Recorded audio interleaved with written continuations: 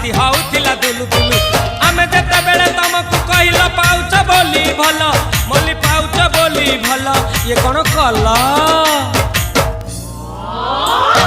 लंठन देखेई देला दिन रे बाबा लंठन देखेई देला तम थेला